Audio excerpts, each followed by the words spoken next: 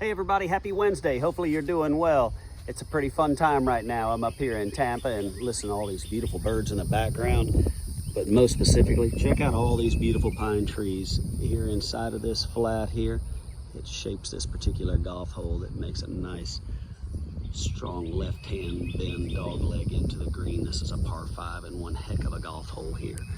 But inside this area, as you can see over there on the side, not as many pine trees.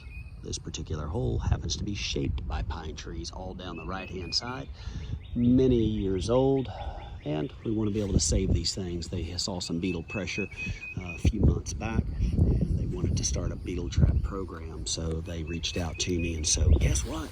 We got them taken care of. So here we are. We got ourselves some pine boring beetle traps set up here. Real quick, pop this open.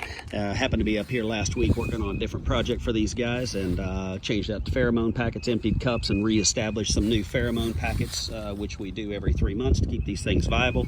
And check this out. That's just since Thursday what's being collected. All those small little beetles, put about 10 to 15 of those on your fingernail. That's exactly what we're talking about collecting.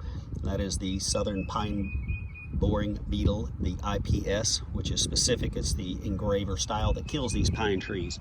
So when we look in these pine trees in these forested areas right here, this beetle trap is doing exactly what we intended it to do, which is to capture the insects. So then that way we can reduce the pressure on those pine trees and help to allow them to cohabitate together without being compromised by these beetles killing these pine trees in the event that we may have a storm, wet feet, maybe mechanical damage, or anything like even a lightning strike that would instigate these beetles and get them excited to colonize inside of a tree and kill it.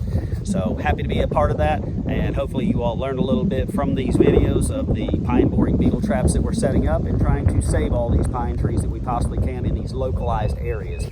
It's not trying to conquer huge areas, but if we can get into some forested areas, but specifically like golf courses and residential zones and their pine trees, you do have a saving chance if you implement something simple like this to try to salvage your pine trees. Think about it, but pine boring beetle trap systems, they do work, and take care of business. Hopefully you all have a great rest of the day and a good week. Take care now.